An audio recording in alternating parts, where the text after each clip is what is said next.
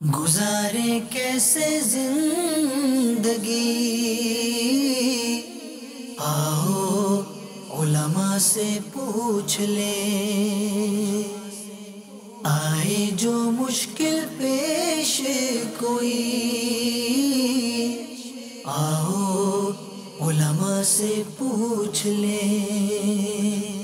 الحمدللہ رب العالمین والصلاة والسلام علی سید المرسلین، اما بعد فاعوذ باللہ من الشیطان الرجیم، بسم اللہ الرحمن الرحیم۔ الصلاة والسلام علیک یا رسول اللہ وعلی آلک واصحابک یا حبیب اللہ، الصلاة والسلام علیک یا نبی اللہ وعلی آلک واصحابک یا نور اللہ۔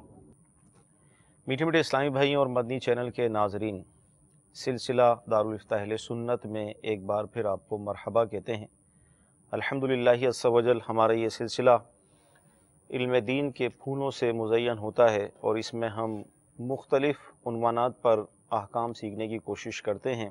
ہمارے ساتھ سلسلے میں دارالفتہ اہل سنت کے مفتی صاحب تشریف فرما ہوتے ہیں، آپ کی کالز ہوتی ہیں اور ان کے جوابات ہوتے ہیں۔ آئیے ابتداً درود پاک کی فضیلت فیضان رمضان سے سنتے ہیں کہ پیارے آقا مدنی مصطفیٰ صلی اللہ تعالیٰ علیہ وسلم نے ارشاد فرمایا، جو مجھ پر ایک بار درود پاک پڑھتا ہے اللہ تعالیٰ اس پر 10 رحمتیں نازل فرماتا ہے۔ صلو علی الحبیب صلی اللہ تعالیٰ علی محمد صلی اللہ علیہ وسلم۔ آئیے ہم سلسلے کو آگے بڑھاتے ہیں اور اپنے مفتی صاحب کے لیے ہم دعا بھی کرتے ہیں کہ اللہ تعالیٰ ان کے علم، عمر میں، عمل میں برکت عطا فرمائے۔ جی کالس دیجئے۔ السلام علیکم۔ وعلیکم السلام ورحمۃ اللہ وبرکاتہ۔ الیاس بات کر رہا ہوں۔ مجھے یہ معلوم کرنا تھا کہ قبر کو دھونا چاہیے، اور قبر کے دھونے کے بعد یا قبر کے پاس کھڑے ہو کے سورہ یاسین پڑھنی جائز ہے یا نہیں؟ انشاءاللہ عرض کرتے ہیں۔ جی اگلی کال۔ تو مزار پر جب جاتے ہیں چند لوگ کہتے ہیں کہ وہ جو ہے اولیاء کرام ہیں، وہ مطلب زندہ ہیں، یا ان سے جنم جو ہے وہاں پر حاضری جا کے ان کو دیکھ کے مانگ لیا جائے، تو یہ صحیح ہے یا غلط؟ انشاءاللہ عرض کرتے ہیں۔ جی اگلی کال۔ السلام علیکم ورحمۃ اللہ وبرکاتہ۔ وعلیکم السلام ورحمۃ اللہ وبرکاتہ۔ حضور میرا سوال یہ ہے کہ زنی باپ کی بالغ اولاد کیا زکوٰۃ لے سکتی ہے؟ سننا ہے کہ اس میں بالغ اولاد کا اگر کفالت والد کر رہے ہیں، ابو ہی اسے کر رہے ہیں، تو پھر وہ زکوٰۃ نہیں لے سکتا۔ اگر ابو اس کی کفالت نہیں کر رہا تو پھر بالغ اولاد جو غنی باپ کی ہوگی وہ زکوٰۃ لے سکتی ہے۔ ذرا رہنمائی فرما دیجیے، جزاک اللہ خیرا۔ الیاس بھائی نے ہمارے قبر کو دھونا کیسا اور یاسین شریف پڑھنا کیسا؟ الحمدللہ رب العالمین والصلاة والسلام علی سید الانبیاء والمرسلین، اما بعد فاعوذ باللہ من الشیطان الرجیم، بسم اللہ الرحمن الرحیم۔ قبر پر سورہ یاسین پڑھنے میں تو کوئی حرج نہیں ہے، اچھی بات ہے کہ قبر پر جا کے سورہ یاسین پڑھی جائے، کہ اس سے مردے کو انسیت حاصل ہوتی ہے، فائدہ ہوتا ہے اس کو۔ خاص طور پر والدین کی قبر کے پاس تو یاسین پڑھنے کی فضیلت بھی احادیث کے اندر آئی ہے۔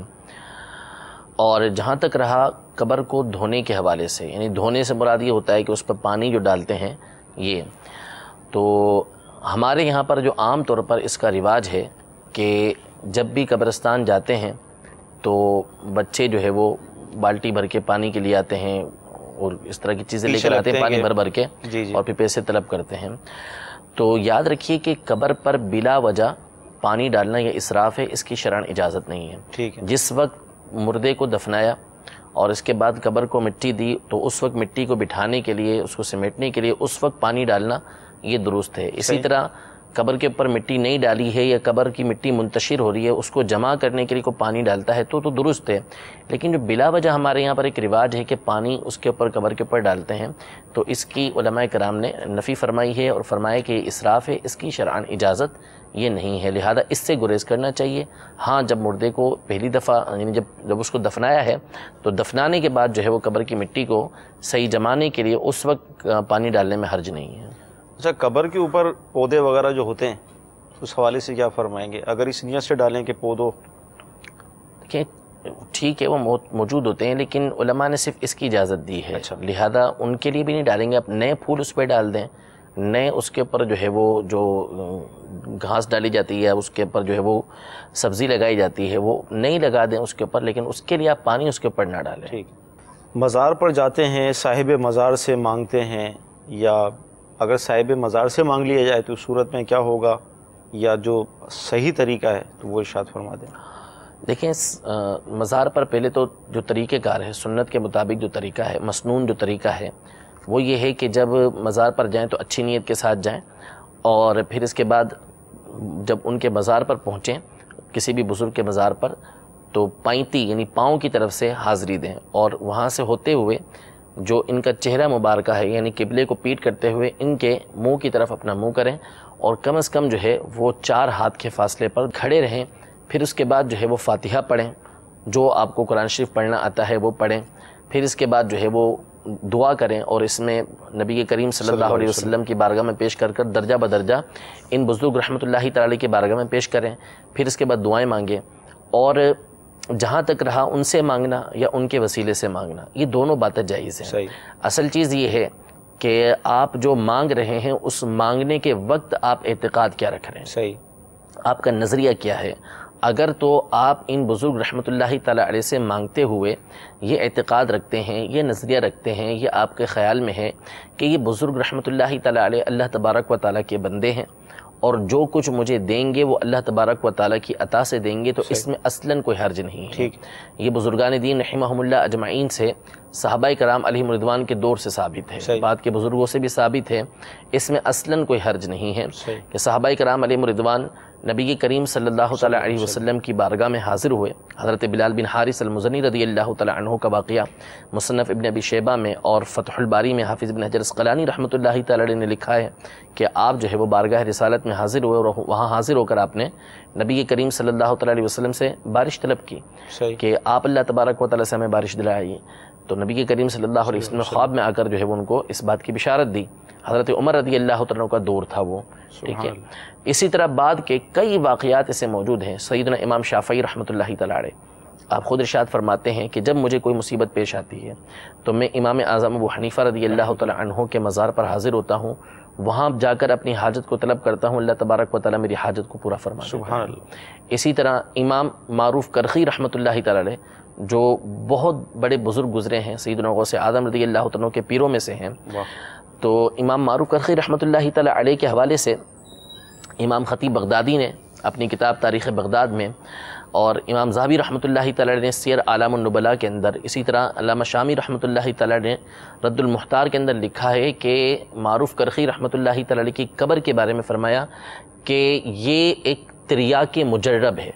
تریاک مجرب یعنی ایسی دوائی ہے کہ جس کا تجربہ کیا گیا ہے کہ یہاں پر جو دعا مانگی جاتی ہے اللہ تبارک و تعالیٰ اس دعا کو قبول فرماتا ہے۔ حافظ ذہبی رحمۃ اللہ تعالیٰ جو بہت بڑے محدث گزرے ہیں، سیر اعلام النبلاء کے اندر اس بات کو نقل کر کے فرماتے ہیں کہ اس کی وجہ یہ ہے کہ یہ بزرگان دین رحمہم اللہ اجمعین کی قبریں ہوتی ہیں، یہاں پر اللہ تبارک و تعالیٰ کی خاص رحمتیں نازل ہوتی ہیں، تو جب بندہ ایسے مقام پر اللہ تبارک و تعالیٰ سے دعا کرتا ہے تو اللہ تبارک و تعالیٰ اس کی دعا کو یہ قبول فرماتا ہے۔ تو ان کے مزارات پر جا کر آپ مانگ رہے ہیں تو کس نظریے سے مانگ رہے ہیں، کس اعتقاد کے ساتھ مانگ رہے ہیں، تو جب یہ نظریہ آپ کا یہ ہوگا کہ یہ صرف اللہ تبارک و تعالیٰ کی عطا سے دیتے ہیں تو اس میں کوئی حرج نہیں۔ اور اگر نعوذ باللہ کسی کا یہ عقیدہ ہو کہ یہ اللہ کے محتاج نہیں ہیں اور اپنی مرضی سے جس کو جو چاہیں دے دیں اللہ تبارک و تعالیٰ کی عطا کے بغیر، تو چاہے وہ زندہ ہو چاہے وہ دنیا سے جا چکا ہو، کسی کے بارے میں بھی کوئی یہ نظریہ رکھے گا تو وہ تو دائرہ اسلام سے خارج ہو جائے گا، کیونکہ اس نے اللہ تبارک و تعالیٰ کے اس کے محتاج ہونے کا ہی انکار کر دیا۔ تو اس میں کوئی مردہ کی کسی زندہ کی تخصیص نہیں ہے، کوئی دور کی کوئی قریب کی تخصیص نہیں ہے کہ قریب سے مانگ سکتے ہیں، دور سے مانگ سکتے ہیں، یا جو ہے وہ زندہ سے مانگ سکتے ہیں، مردہ سے مانگ سکتے ہیں، ایسی چیزیں مانگ سکتے ہیں کہ جو اسباب کے تحت آتی ہیں، ایسی چیزیں نہیں مانگ سکتے کہ جو اسباب کے باہر، ایسی کوئی تخصیص قرآن و حدیث کے اندر موجود نہیں ہے۔ مطلقاً قرآن پاک میں فرمایا ایاک نعبد و ایاک نستعین، کہ ہم تیری ہی عبادت کرتے ہیں اور تجھ ہی سے مدد چاہتے ہیں۔ اب اس میں چاہے دنیاوی مدد ہو چاہے وہ اخروی مدد ہو، لیکن تمام ہی مفسرین اس آیت کے تحت یا دیگر آیتوں کے تحت یہ باتیں لکھتے ہیں کہ یہاں پر نظریے اور اعتقاد کو دیکھا جائے گا، ٹھیک ہے؟ یعنی ان لوگوں نے بھی لکھا کہ جو ان باتوں کا انکار کرتے ہیں کہ اعتقاد دیکھا جائے گا کہ سامنے والا مانگنے والے سے کس نظریے کے ساتھ مانگ رہا ہے. اگر وہ صحیح نظریے سے مانگ رہا ہے کہ وہ اللہ تبارک و تعالیٰ کا بندہ سمجھ کے مانگتا ہے تو اس میں کوئی حرج ہی نہیں ہے، کیونکہ اس کا مدد کرنا حقیقتاً اللہ تبارک و تعالیٰ ہی کا مدد کرنا ہے. تو اس پر بہت سارے دلائل یہ قرآن و حدیث کے اندر موجود ہیں. مفتی احمد یار خان نعیمی رحمۃ اللہ تعالی کی تصنیف جاء الحق کے اندر بھی اس کے دلائل ہیں. امیر اہل سنت نے بھی کرامات شیر خدا جو آپ کا رسالہ ہے اس کے آخر میں بھی کافی باتیں اس حوالے سے درج کی ہیں، اور کئی مرتبہ ہمارے سلسلوں میں مدنی مذاکروں کے اندر بھی اس کے دلائل الحمدللہ عز و جل بیان کیے جا چکے ہیں. تو لہذا ان سے مانگنے میں اصلاً کوئی حرج یہ نہیں ہے. ٹھیک ہے. ہمارے ایک کالر تھے غالباً، وہ اولاد کے حوالے سے انہوں نے پوچھا تھا کہ ان کی کفالت میں ہے بھائی وغیرہ کچھ. ہاں تو غنی کے حوالے سے پوچھ رہے تھے. غنی کی اولاد یعنی اگر کوئی شخص بالغ ہے اور بالغ کا والد غنی ہے تو آیا اس غنی اولاد کو زکوٰۃ دی جا سکتی نہیں دی جا سکتی؟ یہ کہہ رہے تھے کہ ہم نے سنا ہے کہ اگر اس غنی کی کفالت اس کا باپ کرتا ہے تو پھر اس کو زکوٰۃ نہیں دے سکتے. ایسا نہیں ہے. جو نابالغ بچہ ہے اگر وہ غنی کا بیٹا ہے، یعنی کوئی بچہ ہے چھوٹا اور اس کا والد جو ہے وہ غنی ہے، تو اس صورت میں اس نابالغ بچے کو تو نہیں دے سکتے. لیکن اگر اولاد بالغ ہے تو باپ اگرچہ غنی ہو لیکن اس لڑکے کو دیکھا جائے گا، اس بچے یا لڑکی کو دیکھا جائے گا کہ وہ غنی ہے یا نہیں ہے. باپ کفالت کرتا ہو یا نہ کرتا ہو، اگر وہ غنی ہے تو پھر اس صورت میں ان کو زکوٰۃ نہیں دے سکتے. اور اگر وہ غنی نہیں ہے، اگرچہ ان کے والد غنی ہیں، تو ایسوں کو زکوٰۃ دیں گے تو زکوٰۃ ادا یہ ہو جائے گی. ٹھیک ہے. مدنی چینل کے ناظرین، مزارات پر جانے کے حوالے سے بہت پیارا مدنی پھول ہمیں یہ ملا کہ اصل میں ہمارا ذہن کیا ہوتا ہے اس وقت جاتے وقت، تو ذہن یہی ہوتا ہے کہ یہ جو بھی عطا کریں گے یا اللہ کی بارگاہ میں ہماری سفارش کریں گے تو یہ اللہ کی عطا سے ہی ہوگا.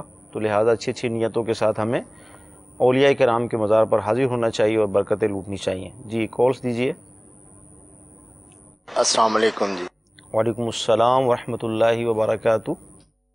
جی محترم، مجھے یہ بتائیے گا کہ میرے والد صاحب کی قبر جو ہے وہ تقریباً ہاف سے پہلے ہے قبرستان میں. میں وہاں جاتا ہوں اور روزانہ حاضری دیتا ہوں، اور وہاں میں نے کوئی وہ لگائے ہوئے پودے وغیرہ لگائے ہوئے ہیں، ان کی دیکھ بھال کرتا ہوں، پانی لگاتا ہوں، فاتحہ خوانی پڑھتا ہوں. تو اب مجھے یہ نہیں پتا کہ راستے میں کتنی وہ جو ہیں قبریں ہیں پرانی جہاں پہ لوگ دفن ہیں وہ، لیکن راستہ وہی بنا ہوا ہے. اور میرے دیکھتے دیکھتے ایک راستے میں ایک قبر جو ہے وہ اس کو وہ نیچے آ گئی ہوئی ہے راستے میں، لیکن میں وہاں سے گزرتا نہیں ہوں. تو میں جب تک وہاں پر اپنے والد صاحب کی قبر پہ جب یعنی کہ حاضری نہ دوں، وہاں پہ ان کو یعنی کہ پانی نہ لگاؤں پودوں کو، تو مجھے سارا دن یعنی سکون نہیں ملتا. تو میرا وہاں جانا ضروری ہے کہ باہر قبرستان کے باہر ہی کھڑے ہو کر دعا کر لینا ضروری ہے.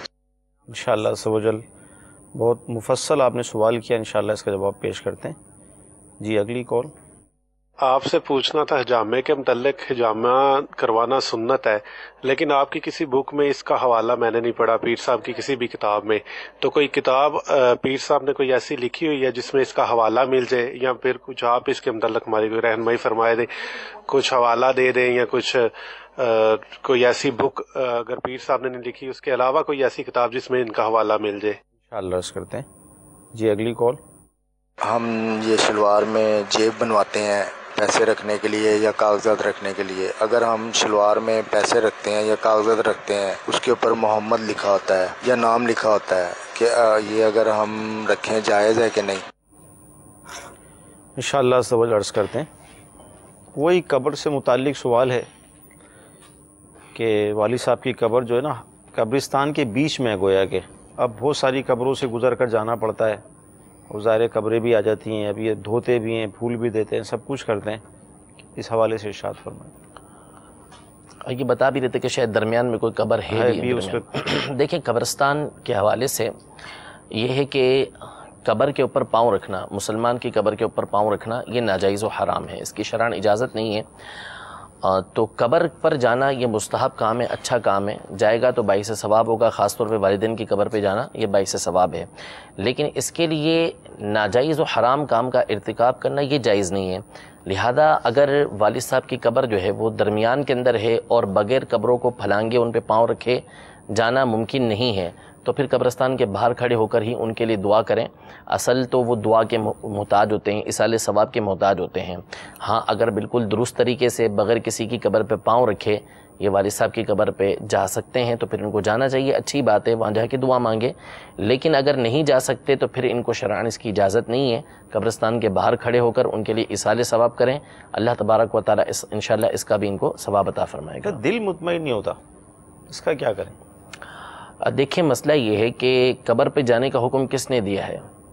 شریعت نبی کریم صلی اللہ علیہ وسلم نے دیا. بندہ کیوں جا رہا ہے؟ اس لیے جا رہا ہے کہ وہ اصال ثواب کرے، والد صاحب کی روح کو راضی کرے اور ان کو فائدہ ہو. ٹھیک ہے نا؟ تو اب اگر وہ یہ سوچے گا کہ میں اپنے دل کو مطمئن کرنے کے لیے وہاں پر جا رہا ہوں اور اس کے لیے حرام کام کروں گا تو جو شریعت کا حکم تھا وہ اس سے روح گردانی کرنے والا ہے. ٹھیک ہے، لہذا دل کی طرف نہ دیکھے، اصل شریعت کی طرف دیکھیں کہ شریعت مطہرہ نے کس چیز کا حکم دیا ہے. تو یہ ایک مستحب کام ہے کہ بندہ قبر کی زیارت کے لیے جائے، لیکن اس کے لیے قبروں کے اوپر پاؤں رکھنا یا جہاں پہ قبریں تھیں وہاں راستہ بنا دیا گیا، نعوذ باللہ اس کے اوپر چلنا، یہ سب تو ناجائز و حرام ہے. لہذا وہ اپنے دل کو اس طرح منائے کہ میں شریعت کے حکم پر عمل کروں گا تو مجھے اس کا ثواب ملے گا اور میں اس ثواب کو اپنے والد صاحب کی روح کو ایصال کروں گا تو ان کو فائدہ حاصل ہوگا. صحیح.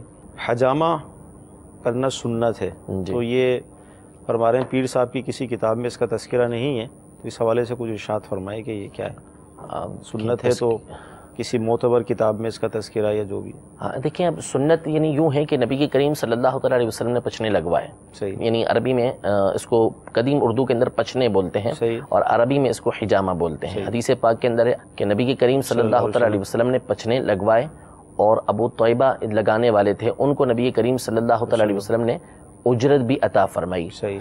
تو پچھنے لگوانا تو نبی کریم صلی اللہ علیہ وسلم سے ثابت ہے، بلکہ روزے کی حالت میں بھی یہ ثابت ہے نبی کریم صلی اللہ علیہ وسلم سے پچھنے لگوانا.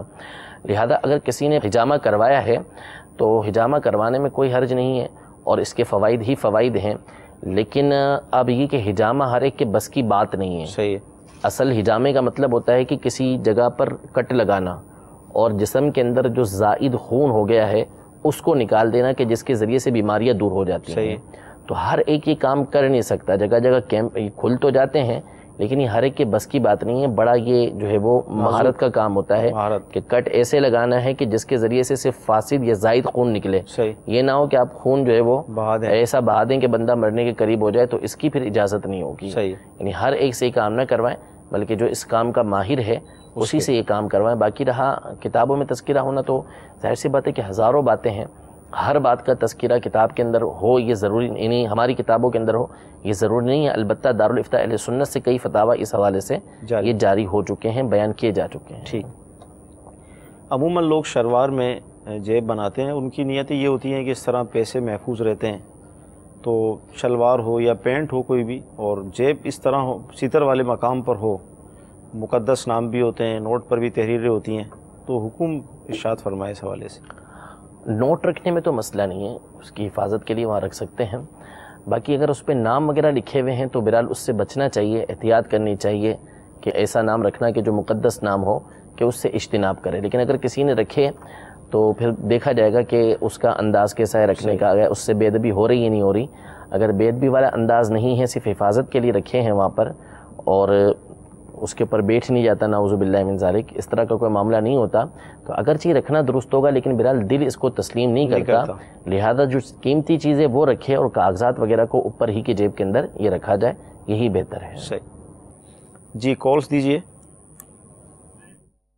میرا نام خالد جاوید ہے، فیصل آباد سے بول رہا ہوں. میرا سوال یہ ہے کہ جب وطر میں دعائے قنوت چھوٹ جاتی ہے تو اس سجدہ سہو لازمی ہے یا نہیں، یہ پوچھنا ہے ذرا. انشاءاللہ عرض کرتے ہیں. جی اگلی کال. السلام علیکم. وعلیکم السلام ورحمۃ اللہ وبرکاتہ. شفقت بات کر رہا ہوں کراچی سے. میرا سوال یہ ہے کہ دارالافتاء اہل سنت میں حدیث پاک بتائی گئی کہ جو شخص 1000 مرتبہ روزانہ درود پڑھتا ہے تو وہ اس وقت تک نہیں مرے گا جب تک جنت میں اپنا مقام نہ دے. سوال یہ ہے کہ وہ کون سا ضرور ہے جو پڑھا جائے 1000 مرتبہ. انشاءاللہ عرض کرتے ہیں. جی اگلی کال. السلام علیکم ورحمۃ اللہ وبرکاتہ. وعلیکم السلام ورحمۃ اللہ وبرکاتہ. میرا نام محمد اصغر اتاری ہے اور میں دل خوشاب سے بات کر رہا ہوں. میرا سوال یہ ہے کہ نماز کے دوران اگر موبائل بیل آ جائے فون تو اس کو بند کرنا کیسا ہے؟ جزاک اللہ خیرہ. السلام علیکم ورحمۃ اللہ وبرکاتہ. وعلیکم السلام ورحمۃ اللہ وبرکاتہ. جی اگلی کال. کرنٹ لگا ہوا ہے تو مجھے زخم ہے کافی، کیا میری نماز ہو سکتی ہے؟ دوسرا یہ میرا سوال ہے، اگر نماز میں پڑھ رہا ہوں، میری طبیعت خراب ہے، امام کے پیچھے، میں کیا درود شریف کا ورد کر سکتا ہوں اگر مجھے خوف محسوس ہو؟ انشاءاللہ عرض کرتے. وطر میں دعائے قنوت اگر چھوٹ جائے تو سجدہ سہو لازم ہوگا؟ جی بالکل. دعائے قنوت مطلقاً کوئی بھی دعا پڑھنا جو قنوت کی دعا ہوتی ہے وہ واجب ہے، اور اگر وہ چھوٹ گئی ہے تو اس صورت میں سجدہ سہو کرنا ہوگا. یعنی غلطی سے چھوٹ گئی تو اس صورت میں سجدہ سہو کرنا ہوگا، تو اس سے نماز ہو جائے گی. اگر جان بوجھ کے چھوڑی ہے تو اس صورت میں نماز دوبارہ پڑھنا ہوگا. ٹھیک. حدیث پاک جو 1000 مرتبہ درود شریف پڑھتا ہے وہ مرے گا نہیں جب تک جنت میں اپنی جگہ نہ دیکھ لے، تو درود کون سا ہے؟ اصل میں مطلقاً حدیث کے اندر آیا ہے.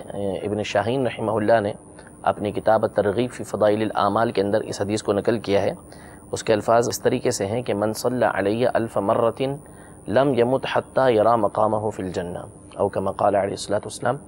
یعنی جس شخص نے مجھ پر 1000 مرتبہ درود پاک پڑھے تو وہ اس وقت تک نہیں مرے گا جب تک کہ جنت میں اپنا مقام نہ دیکھ لے. تو اس میں کسی درود پاک کی تعیین نہیں کی گئی کہ آپ جو ہے وہ الصلوۃ والسلام علیکہ یا رسول اللہ ہی پڑھیں، یا آپ جو ہے وہ صلی اللہ تعالیٰ علی محمد پڑھیں، صلی اللہ تعالیٰ علیہ وسلم پڑھیں، درود ابراہیمی پڑھیں، درود غوثیہ پڑھیں. ان میں سے کسی درود کی تعیین نہیں ہے. صحیح. کوئی بھی درود ہو وہ پڑھ سکتے ہیں. تو صلی اللہ تعالیٰ علی محمد صلی اللہ تعالیٰ علیہ وسلم یا صلی اللہ تعالیٰ علی محمد وعلی آلہ واصحابہ وبارک وسلم یہ پڑھ لیجئے. اس کو 1000 مرتبہ پڑھیں گے تو اللہ کی ذات سے امید ہے کہ یہ فضیلت حاصل ہو جائے گی انشاءاللہ. نماز کے دوران موبائل فون بجے تو کیا کریں؟ اگر موبائل فون بجا ہے تو اس کی مختلف صورتیں کئی دفعہ اس سلسلے میں بیان کی جا چکی ہیں. ایک دفعہ پھر بیان کر دیتے ہیں کہ اگر موبائل فون بجا ہے اور عمل قلیل کے ذریعے، یعنی ایسے عمل کے ذریعے کہ جو شخص دور سے دیکھے تو اس کو ایسا نہ لگے کہ یہ نماز نہیں پڑھ رہا، ایسا محسوس ہو اس کو دور سے، تو ایسے عمل کے ذریعے اگر وہ موبائل فون کو بند کر سکتا ہے، عمل قلیل، جیسے مثال کے طور پر یہاں موبائل بجا ہے اور اس نے یوں کر کے بند کر دیا، تو ایسے عمل کے ذریعے اگر بند کیا جا سکتا ہے تو بند کر دے. ٹھیک ہے. اور اگر اس کے بغیر بند کرنا ممکن نہیں ہے تو اب اس ٹون کی کیفیت کو دیکھا جائے گا کہ وہ کیسی ہے. آیا نماز کے اندر مخیل ہو رہی ہے اس کی یا کسی دوسرے کی نماز کے اندر کہ وہ نماز پڑھ ہی نہیں پا رہا، تو اس صورت میں پھر اس پر لازم ہوگا کہ وہ نماز کو توڑے اور اس موبائل کو اس کی جو کال ہے اس کو بند کرے اور اس کے بعد دوبارہ سے نماز کی نیت باندھے. ٹھیک. زخم بہرا ہو تو نماز کا کیا حکم ہوگا؟ طبیعت خراب ہے، امام صاحب کے پیچھے کھڑے ہیں، درود پاک پڑھ سکتے ہیں طبیعت کے اطمینان کے لیے؟ زخم بہنے کا تو نہیں کہا انہوں نے، کہا کرنٹ لگا ہے ان کا، تو کرنٹ لگا ہوا ہے تو نماز پڑھنے میں تو کوئی مسئلہ نہیں ہے، نماز پڑھ ہی سکتے ہیں. باقی اگر زخم بہ رہا ہے تو پھر اس کی کیفیت دیکھی جائے گی کہ کس طرح کا بہ رہا ہے، یا کیا وہ شرعی معذور بن چکے ہیں یا نہیں بن چکے ہیں.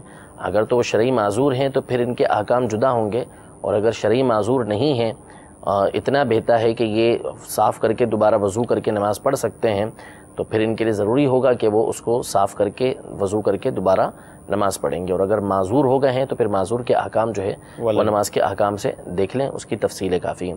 اور امام کے پیچھے کھڑے ہوئے ہیں تو خوف محسوس ہوتا ہے، درود پاک پڑھ لیں، تو اس کی اجازت نہیں ہے کہ امام کے پیچھے درود پاک پڑھیں. امام کے پیچھے جو قیام ہے اس میں تو بالکل خاموش رہنا ہے. صحیح. ٹھیک ہے. تلاوت کرنے کی اجازت نہیں ہے. صرف پہلی رکعت میں اگر امام نے تلاوت شروع نہیں کی تو ثنا پڑھ سکتے ہیں، باقی اس کے علاوہ کچھ بھی پڑھنے کی قیام میں اجازت نہیں. اسی طریقے سے جو رکوع اور سجود ہیں ان کی جو تسبیح ہے اسی کو پڑھا جائے گا، درود پاک کو نہیں پڑھا جائے گا. اسی طرح جو اتحیات کے اندر پڑھنا ہے تو اس میں تشہد میں اتحیات پڑھنی ہے اور پھر اس کے بعد درود ابراہیمی پڑھنا ہے. باقی اس کے علاوہ اس طرح درود پاک یہ نہیں پڑھ سکتے. ٹھیک. تو نماز کے احکام کتاب کو حاصل کر لیجئے اور کوشش کر کے اس کا مطالعہ کیجئے، انشاءاللہ تعالی وہ سارے مسائل سیکھنے میں کامیاب ہو جائیں گے.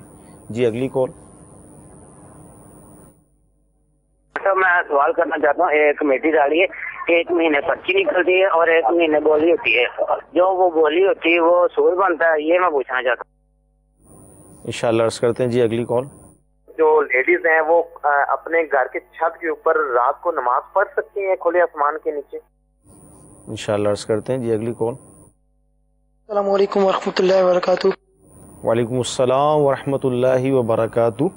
ہماری والدہ کا آپریشن ہوا ہے ہرنیوں کا، اور وہ نماز 5 نمازی ہیں، تو کبھی وہ اشاروں سے نماز پڑھتے ہیں، وہ پڑھ سکتی ہیں یا نہیں پڑھ سکتی، یا پھر کس طریقے سے نماز پڑھنی چاہیے انہیں؟ اللہ تعالیٰ آپ کی والدہ کو شفا عطا فرمائے، ماشاءاللہ بہت جذبہ ہے نماز پڑھنے کا، انشاءاللہ اس کا حل عرض کرتے ہیں۔ جی اگلی کال۔ السلام علیکم ورحمۃ اللہ وبرکاتہ۔ وعلیکم السلام ورحمۃ اللہ وبرکاتہ۔ جی میرا یہ سوال ہے، جو کمپنی ہے تو وہ لون دیتی ہیں 10 روپے کا، اور بعد میں وہ لون کے طور پر 12 روپے کاٹتی ہیں، تو کمپنی سے لون لینا جائز ہے یا نہیں؟ انشاءاللہ عرض کرتے ہیں۔ جی اگلی کال۔ محمد افسر ستاری یو کے سے میں بات کر رہا ہوں۔ میرا یہ کوشچن ہے کہ جو غیر موقدہ سنتے ہیں نوافل ہیں، وہ پڑھنا افضل ہے یا کہ قضا نمازیں ساتھ ساتھ نماز میں پڑھی جا سکتی ہیں؟ کون سی ان دونوں میں افضل ہیں؟ رہنمائی فرما دیجیے۔ السلام علیکم ورحمۃ اللہ وبرکاتہ۔ وعلیکم السلام ورحمۃ اللہ وبرکاتہ۔ کمیٹی 2 قسم کی ہوتی ہیں، ایک تو جو اس کے ممبر ہوتے ہیں سب کو نمبر بتا دیے جاتے ہیں کہ بھئی آپ کو اس نمبر کی کمیٹی ملے گی۔ بعض کمیٹیاں ایسی ہوتی ہیں کہ جو بولی والی ہوتی ہیں، یعنی ہر مہینے وہ سارے ممبر جمع ہوتے ہیں، پھر بولی لگتی ہے، جس کا آ گیا اس کو کمیٹی دے دی جاتی ہے، ایک یہ۔ اور ایک ایسی بھی ہوتی ہے جس کو لکی کمیٹی کہا جاتا ہے کہ وہ لے کر فارغ ہو جائے گا، وہ الگ چیز ہے۔ لکی کمیٹی تو جدا چیز ہے، وہ تو خرید و فروخت کے اوپر ہوتی ہے۔ اصل میں یہ آکشن کمیٹی کہلاتی ہے۔ ایک تو کمیٹی عام ہوتی ہے، لوگ BC جس کو بولتے ہیں بھرتے ہیں عام طور پر، ٹھیک ہے، وہ اس میں کبھی تو مہینہ مقرر ہوتا ہے کہ پہلے مہینے، دوسرے، تیسرے، آخر سارا تقسیم ہو جاتی ہے، پہلے سے ہو جاتی ہے کہ آپ کو فلاں مہینے ملے گی۔ صحیح۔ اور اس میں ایک صورت یہ ہوتی ہے کہ پرچی ڈال لیتے ہیں ہر مہینے، اور جس کا نام نکلتا ہے اس کو دے دیتے ہیں۔ ان دونوں میں تو کوئی مسئلہ نہیں ہے، ٹھیک ہے، کیونکہ اس میں وہ بھرتا ہی رہتا ہے۔ اور ایک کمیٹی آکشن کمیٹی جو ہوتی ہے، جس کو یہ بولی والی کمیٹی کہتے ہیں، اس کا طریقہ کار یہ ہوتا ہے کہ جیسے مثال کے طور پر 10 افراد یہ جمع ہو کے وہاں پر وہ بولی لگاتے ہیں کہ مثال کے طور پر سب نے 1000 روپے جمع کیے، 10,000 جمع ہوئے، اب ایک کہتا ہے کہ میں اس کو 9,500 میں لیتا ہوں، صحیح، دوسرا کہتا ہے نہیں کہ میں اس کو 9,000 میں لیتا ہوں، تیسرا کہتا ہے میں اس کو 8,000 میں لینے گا۔ تو جو جتنا کم لگاتا ہے اس کو وہ دے دیتے ہیں، باقی جو 2,000 ہوتے ہیں وہ سب میں تقسیم ہو جاتے ہیں۔ یہ ناجائز و حرام ہے، سود ہے، اس کی شرعاً اجازت یہ نہیں ہے۔ باقی لکیر کمیٹی جو ہے وہ جدا چیز ہے، صحیح، وہ تو یہ ہوتا ہے کہ 40 افراد نے مثال کے طور پہ مل کر جو ہے وہ موٹر سائیکل کے لیے کمیٹی ڈالی، اور جس کا نام آتا گیا ہر مہینے اس کو دیتے گئے اور وہ فارغ ہوتا چلا گیا۔ یہ بھی ناجائز ہے، اس کی شرعاً اجازت نہیں ہے۔ عورتیں چھت پر نماز پڑھ سکتی ہیں کھلے آسمان کے نیچے رات میں؟ دیکھیں، جو شرط ہے نماز کی وہ ہے عورت ہو یا مرد، اس کے لیے ستر کی شرط ہے۔ اگر اس نے ستر اپنا سارا ڈھانپا ہوا ہے، تو مرد ہو یا عورت ہو، ستر ڈھانپا ہے پورا، اور اس حالت میں اس میں نماز پڑھی تو نماز ادا ہو جائے گی اس کی، ٹھیک ہے، کھلے آسمان کے تلے اس نے نماز پڑھی، نماز اس کی ہو گئی۔ لیکن عورت کی نماز جس کے بارے میں نبی کریم صلی اللہ علیہ وسلم نے ترغیب دلائی ہے، وہ یہ ہے کہ جتنا زیادہ چھپ کر ہو بہتر ہے۔ صحیح۔ سنن نبی داؤد کی حدیث پاک ہے کہ حضور علیہ السلام نے ارشاد فرمایا، جس کا مفہوم یہ ہے کہ عورت کی نماز جو اس کے صحن میں ہو اس سے بہتر یہ ہے کہ وہ کمرے کے اندر پڑھے، اور کمرے کی نماز سے بہتر یہ ہے کہ وہ کوٹھڑی کے اندر جا کے نماز پڑھے۔ یعنی جتنا اپنے آپ کو چھپا کر نماز پڑھے گی اتنا ہی زیادہ رب تبارک و تعالیٰ کی بارگاہ میں یہ اس کے لیے بہتر ہوگا، باعث ثواب ہوگا۔ تو اس لیے چھت پر کوئی مجبوری نہیں ہے، کوئی عذر نہیں ہے، تو چھت پر نماز نہ پڑھے، بہتر یہی ہے کہ وہ کمرے کے اندر آ کے نماز ادا کرے۔ ٹھیک۔ ماشاءاللہ ایک کالر تھے، ان کی والدہ کا آپریشن ہوا ہے، تو شاید تکلیف تو انڈرسٹوڈ ہوگی، تو نماز کے حوالے سے کیا ان کو آپ بتائیں گے؟ کس طرح پڑھیں؟ بیٹھ کر پڑھیں، لیٹ کر پڑھیں؟ یعنی ان کو نمازوں کا جذبہ بہت تھا، اس حوالے سے آپ فرما رہے ہیں۔ تو اگر وہ بیٹھ کے نماز پڑھ سکتی ہیں تو ظاہر ہے کہ بیٹھ کے پڑھیں گی۔ اگر کھڑے ہونے کی ان میں قدرت ہے کہ قیام کر سکتی ہیں، سجدہ کر سکتی ہیں، تو جتنی دیر قیام کر سکتی ہیں اتنی دیر قیام کریں، اس کے بعد بیٹھ جائیں، اور سجدہ کر سکتی ہیں تو سجدہ کریں۔ اگر یہ سجدے پر قادر نہیں ہے، سجدہ کر ہی نہیں سکتی، تو پھر قیام بھی ان سے ساقط ہو جائے گا۔ اب بیٹھ کے نماز پڑھ سکتی ہیں اشارے کے ساتھ، تو بیٹھ کر نماز پڑھیں، اور اگر بیٹھ کر نماز پڑھنے پر بھی قادر نہیں ہے تو اب ان کو لٹا دیں، لیٹ کر بھی یہ نماز ادا کر سکتی ہیں اشارے کے ساتھ۔ ٹھیک۔ کمپنی ہے وہ 10 روپے لون دیتی ہے اور 12 روپے لیتی ہے، موبائل کمپنی؟ جی ہاں، تو یہ لون نہیں ہے، اصل میں یہ سروس کا حصول ہے۔ صحیح۔ یعنی آپ نے سروس ایک لی ہے کہ جو مثال کے طور پر ہم موبائل کارڈ ڈلواتے ہیں تو اس میں سے چارجز کٹ کے ہمیں ملتے ہیں. صحیح. یعنی پورے 100 روپے نہیں ملیں گے. ایزی لوڈ کروائے تو اس پہ پورے 100 روپے نہیں ملتے, پیسے کٹ کر ہی ملتے ہیں. تو اسی طرح یہ جو ہم سروس لیتے ہیں یہ اصل میں سروس کا ہم اصول سروس حاصل کر رہے ہوتے ہیں, لون نہیں لے رہے ہوتے. اس کو انہوں نے لون کا نام دیا ہوا ہے. تو وہ جو پیسے لیتے ہیں وہ بعد میں ہم سے لیتے ہیں, تو وہ اسی طریقے سے پیسے لے رہے ہوتے ہیں جیسا کہ ہم ایزی لوڈ وغیرہ کروا رہے ہوتے ہیں. تو یہ سود نہیں ہے, یہ لینا شرعاً جائز ہے. ٹھیک. سنت غیر موقدہ یا نوافل پڑھیں یا قضا نمازیں پڑھیں, افضل کیا ہے؟ دیکھیں افضل تو بہر صورت قضا نمازوں ہی کا پڑھنا ہے. صحیح. کہ انہی کی ادائیگی اہم ہے کہ سنت غیر موقدہ اور نفل کی جگہ اس کو پڑھا جائے. لیکن جو وقتی نفل ہیں یا وقتی سنتیں ہیں ان کو بھی بندے کو پڑھنا چاہیے. صحیح. جیسے اشراق چاش کے نفل ہیں یا اوابین کے نفل ہیں یا جو ہے وہ مغرب کے بعد کے نفل ہیں, ان کو بندہ پڑھے. لیکن اصل میں یہاں پہ یہ دیکھا جائے گا کہ بعض اوقات ایسا ہوتا ہے کہ نہ قضا پڑھتے نہ نفل پڑھتے. صحیح. یعنی نفل قضا کی وجہ سے نفل چھوڑ دیتے ہیں اور پھر قضا بھی نہیں پڑھتے. تو بندے کو چاہیے یہی کہ وہ نفل کی جگہ جو ہے وہ کوشش کرے کہ زیادہ سے زیادہ قضا ادا کرے. صحیح. لیکن یہ نہ ہو کہ نہ نفل پڑھتا ہو نہ قضا پڑھتا ہو. ایسے بھی ایک تعداد ہے کہ جو قضا کہتے ہیں کہ ہمارے اوپر قضا باقی ہے تو اس لیے ہم نفل نہیں پڑھ رہے, اور اس نفل کے وقت میں وہ قضا بھی نہیں پڑھتے. تو ایسا نہیں کرنا چاہیے. ٹھیک. اس حوالے سے بھی ایک رسالہ قضا نمازوں کا طریقہ موجود ہے نماز کے احکام کتاب میں, تو وہاں سے اس کا مطالعہ کریں گے تو انشاءاللہ مزید جو ہے وہ معلومات آپ کو حاصل ہو جائے گی. جی کالس دیجیے. السلام علیکم ورحمۃ اللہ وبرکاتہ. وعلیکم السلام ورحمۃ اللہ وبرکاتہ. شوکت حسین بات کر رہا ہوں ملتان سے. میرا سوال یہ ہے کہ امام مسجد جب جماعت کرواتا ہے تو سورت کوثر جو ہے وہ پہلے پڑھ لیتا ہے اور دوسری رکعت میں سورت اخلاص پڑھتا ہے, تو کیا یہ چھوٹی سورت پہلے اور بڑی سورت بعد میں پڑھنا جائز ہے؟ جی انشاءاللہ عرض کرتے ہیں. جی اگلی کال. السلام علیکم ورحمۃ اللہ وبرکاتہ. وعلیکم السلام ورحمۃ اللہ وبرکاتہ. میں نوید احمد اتاری اٹلی کے شہر منیربیہ سے عرض کر رہا ہوں. میرا سوال یہ ہے کہ اگر کسی نے چندہ دیا اور راستے میں اگر کسی جگہ پر اسے اس کی ضرورت پڑ گئی اور اس نے اس ضرورت کو پورا کرنے کے لیے چندے کے پیسے استعمال کر لیے اور گھر آ کر اس نے وہی پیسے اس چندے میں ڈال دیے, تو اس کا کرنا اس کے لیے کیسا ہوگا؟ انشاءاللہ عرض کرتے ہیں. جی اگلی کال. السلام علیکم. وعلیکم السلام ورحمۃ اللہ وبرکاتہ. محمد وسیم اتاری بات کر رہا ہوں جڑوالا سے. حضور میں نے یہ پوچھنا ہے کہ شہادت جب نماز پڑھتے ہیں تو شہادت کی انگلی کھڑی کرتے ہیں, اس کے بعد انگلی کو کھڑی کرنا کیا سنت ہے یا نہیں؟ انشاءاللہ عرض کرتے ہیں. جی اگلی کال. السلام علیکم ورحمۃ اللہ وبرکاتہ. وعلیکم السلام ورحمۃ اللہ وبرکاتہ. مفتی صاحب یہ سوال ہے کہ ہم جو دکان کرائے پہ لیتے ہیں اس کا ایڈوانس دیتے ہیں 5 لاکھ یا 10 لاکھ, کیا ہمیں اس پر بھی زکوٰۃ دینی پڑے گی؟ برائے مہربانی اس کا جواب فرما دیں. انشاءاللہ عرض کرتے ہیں. جی اگلی کال. السلام علیکم ورحمۃ اللہ وبرکاتہ. وعلیکم السلام ورحمۃ اللہ وبرکاتہ. جی میں نے پوچھنا تھا دونوں عیدوں کے درمیان نکاح جائز ہے کہ نہیں؟ امام صاحب جماعت کراتے ہیں, نماز پڑھاتے ہیں, سورہ کوثر پہلے پڑھی, سورہ اخلاص بعد میں پڑھی, بڑی چھوٹی سورت پہلے پڑھی. تو یہ جو انہوں نے مثال دی ہے تو بہت چھوٹی بہت معمولی فرق ہے, اس میں کوئی حرج نہیں ہے. صحیح. کہ پہلے میں سورہ کوثر پڑھ لی بعد میں سورہ اخلاص پڑھ لی. اصل میں طول فائش نے بہت زیادہ فرق ہونا تو پھر اس صورت میں یہ ممنوع ہوتا ہے. جیسے مثال کے طور پہ پہلی رکعت میں سورہ والتین پڑھی اور دوسری رکعت میں اقرا بسم ربک الذی خلق پڑھی, یعنی سورہ علق پڑھی. تو اس سے منع کیا گیا کہ یہ مکروہ تنزیہ ہے, اس طرح نہیں کرنا چاہیے. تو یہ معمولی سے چونکہ فرق ہے تو اس میں حرج نہیں ہے, یہ پڑھ سکتے ہیں. ٹھیک. چندہ جمع کیا, اب لے کر چلیں, راستے میں اپنی ضرورت پڑ گئی, استعمال کر لیا چندہ, نیت یہ ہے کہ ملا دیں گے گھر پہ جا کے.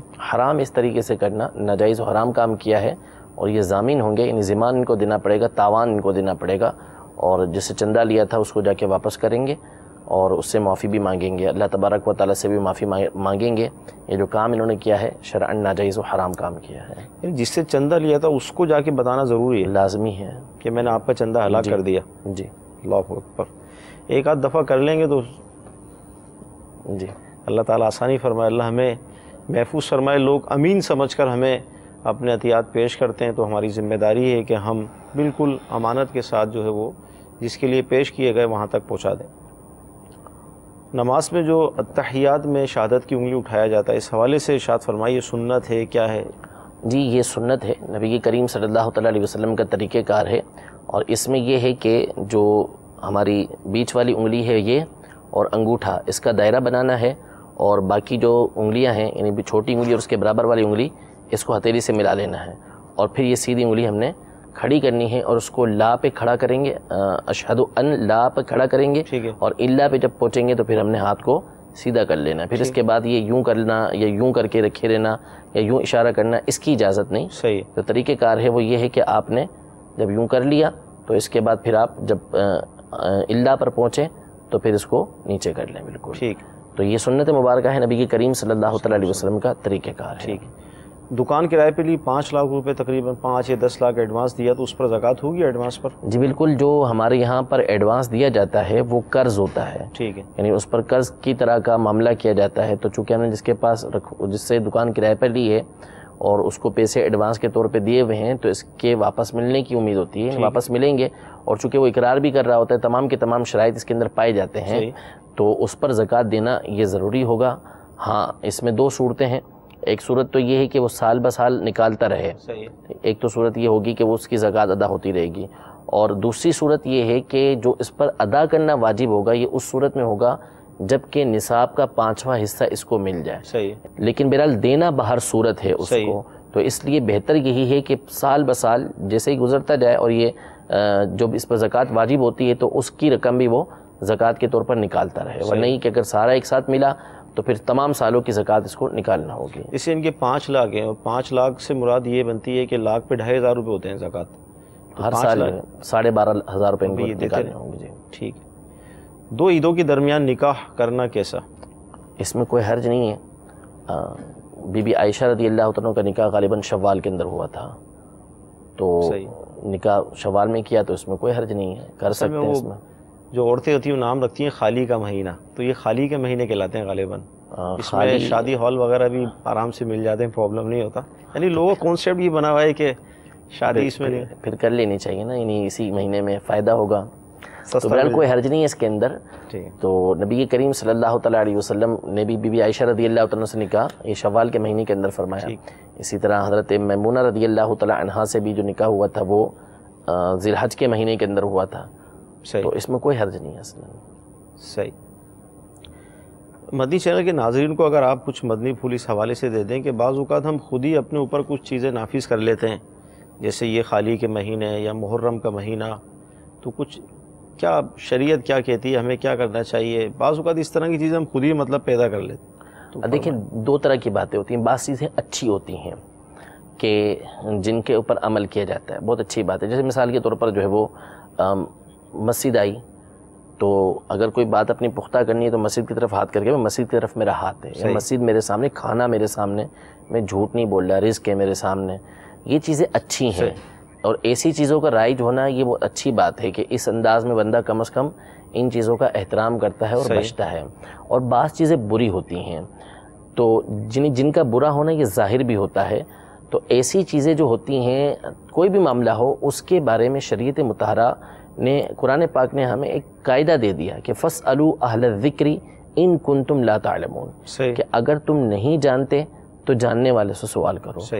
تو جب علماء موجود ہیں آپ کے پاس جو ہے وہ سروس موجود ہے کہ آپ معلومات لے سکتے ہیں، تو اس طرح کی جتنی باتیں ہوتی ہیں اس حوالے سے جو ہے وہ علماء سے معلومات لے لینی چاہیے۔ سفر کے مہینے میں بلائیں اترتی ہیں یہ کہتے ہیں لوگ، حالانکہ حدیث پاک کے اندر واضح الفاظ میں ارشاد فرمایا کہ لا سفرہ، سفر میں کوئی برائی ہے ہی نہیں، سفر میں کوئی بلا اترتی ہی نہیں ہے۔ تو اس طرح کی باتیں، پھر اسی طرح محرم کے اندر شادی نہ کرنا، حالانکہ محرم میں شادی کرنا جائز ہے بالکل، اگرچہ کہ وہ 10 محرم کو یا اس کے قریب شادی نہیں کرے، اچھی بات ہے، احترام کے اندر نہیں کرتا تو اچھی بات ہے، لیکن اگر کوئی کرے گا تو شادی کرنا اس کا جائز ہو جائے گا۔ اس طرح دیگر بہت سارے معاملات ہمارے درمیان یہ رائج ہو جاتے ہیں کہ تیرا تیزی ہو گئی تو اس میں جو ہے اچھا کام بھی کریں گے تو اس میں جو نیت ہوتی ہے، جو مقصد ہوتا ہے وہ غلط ہوتا ہے کہ اس دن چونکہ بلا آ رہی ہے اس لیے ہم جو ہے وہ سورہ مزمل کا ختم کروا رہے ہیں، یا ہم جو ہے وہ مچھلیوں کو جو ہے وہ آٹا ڈال رہے ہیں، تو یہ کام اچھے ہیں، سورہ مزمل پڑھنا اچھی بات ہے، مچھلیوں کو آٹا ڈالنا اچھی بات ہے، لیکن اس کے پیچھے جو کانسیپٹ ہے، جو ذہن آپ نے بنایا ہوا ہے وہ غلط ہے۔